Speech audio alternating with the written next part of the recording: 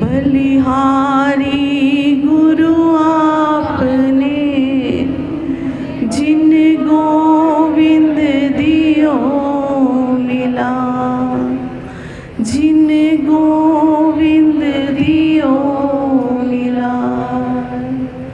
परम पूज्य प्रातः स्मरणीय हम सबके जीवन के आधार मेरे प्यारे श्री सद्गुरुदेव जी महाराज, ममतामयी करुणामयी वात्सल्य और प्रेम की साक्षात प्रतिमूर्ति परम आदरणीय परम वंदनीय देवी जी और गुरुदेव की प्यारी संगत के चरणों में मेरा कोटि कोटि नमन। शिव मंदिर के इस प्रांगण में हम सब देवी जी द्वारा बहाई जा रही सत्संग की त्रिवेणी में डुबकी लगा रहे हैं। गुरुदेव कृपा तो सब पर एक जैसी करते हैं, लेकिन कृपा का रंग उन्हीं पर चढ़ता है जो स्वयं को रंगने के लिए तैयार रहते हैं। सत्संग का नशा ऐसा नशा है जो या तो किसी पर चढ़ता नहीं और चढ़ जाए तो उतरता नहीं, बल्कि उस ईश्वर को धरती पर उतरने के लिए मजबूर कर देता है। गोस्वामी तुलसीदास जी ने श्री रामचरितमानस में सत्संग की बहुत सुंदर महिमा का वर्णन किया। एक घड़ी आधी घड़ी आधी से पुनिया, तुलसी संगत साधु की हरे कोटि अपराध। गुरु नानक देव जी और जितने भी हमारे महान पुरुष हुए हैं, सबने सत्संग की महिमा का वर्णन किया। गुरु नानक देव जी ने भी अपनी गुरबानी में लिखा कि भांग धतूरे के नशे उतर जात प्रभात, नाम खुमारी नान का चढ़ी रहे दिन रात। तो ये सब सत्संग हमें तभी सुलभ होगा जब हमें सच्चे सद्गुरुदेव का सानिध्य प्राप्त होगा। हम अपने घर में कोई लोहे की कोई वस्तु लगाते हैं तो सबसे पहले उसको रेगमार से रगड़ते हैं, फिर उस पर प्राइमर लगाते हैं और फिर उस पर पेंट करते हैं कि जिससे उस पर पेंट टिका रहे। ठीक इसी प्रकार से ही हमारा जो मन और शरीर है वो एक लोहा है और गुरुदेव अपने सत्संग रूपी वचनों से उस पर प्राइमर लगाते हैं और जिससे हम पर भक्ति रूपी पेंट चढ़ता है।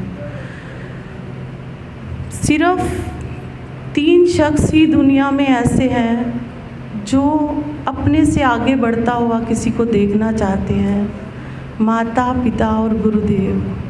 अन्यथा दुनिया में कोई भी किसी की उन्नति को देखकर खुश नहीं होता। एक मूर्तिकार बहुत सुंदर मूर्तियाँ बनाता था। उसने सोचा कि मैं अपने बेटे को ये हुनर सिखा दूँ जिससे जीवन में इसके कुछ काम आ सके। मूर्तिकार की मूर्ति 100 रुपये में बिकती थी। धीरे धीरे उसने अपने बच्चे को मूर्ति बनाना सिखाया। जब वो मूर्ति बनाता था तो उसके पिता उसमें कुछ ना कुछ कमी निकाल देते थे जिसे वह दूर करता। धीरे धीरे बच्चा पिता से भी सुंदर मूर्तियाँ बनाने लग गया। जब वह सुंदर मूर्तियाँ बनाने लग गया तो उसकी मूर्ति और भी अधिक पैसों में बिकने लग गई। पिता की मूर्ति 100 रुपये में बिकती थी और पुत्र की मूर्ति 500 रुपये तक भी बिकने लग गई। पुत्र को अभिमान हो गया। उसने कहा कि अब तो मैं अपने पिता से ज़्यादा धन कमाने लग गया हूँ। जब वो एक दिन मूर्ति बना रहा था तो उसके पिता ने कहा कि बेटा, अभी इस मूर्ति में कमी है, इसको ठीक करो।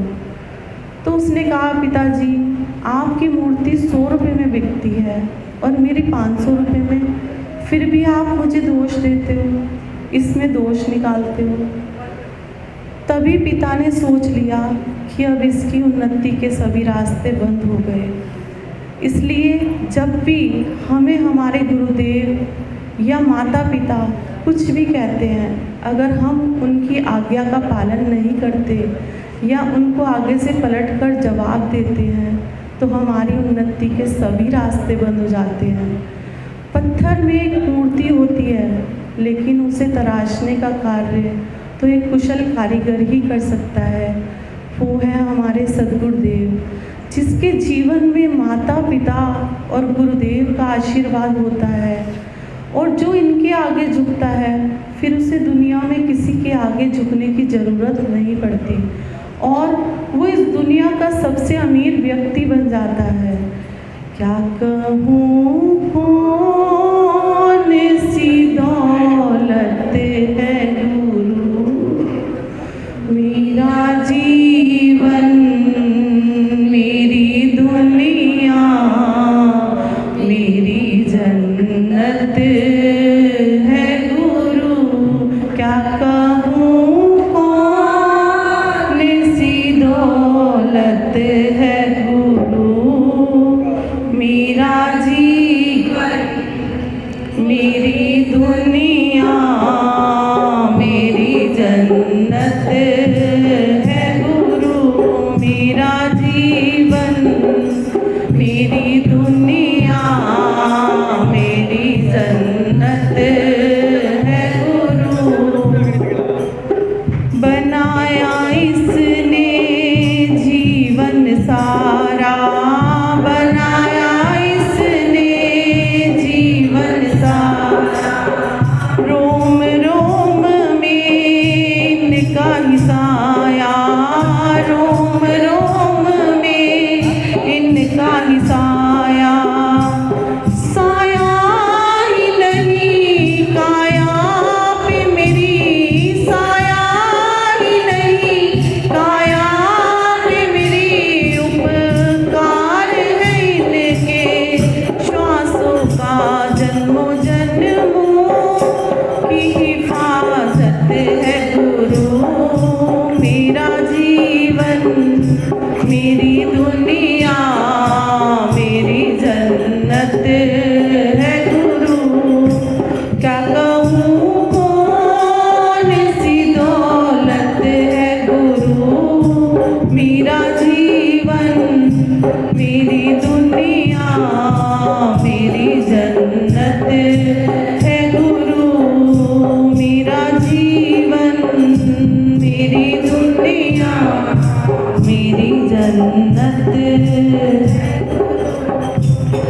हम सबको बड़े प्यार से सींचा, हम सबको बड़े प्यार से सींचा, ना कोई ऊंचा ना कोई नीचा, ना कोई ऊंचा ना कोई नीचा। छाया है मिली महिमा है बड़ी, छाया है मिली महिमा है बड़ी, करे प्रेम क्षमा संग परवाना। मेरी पूजा मेरी बरकत है गुरु, मेरा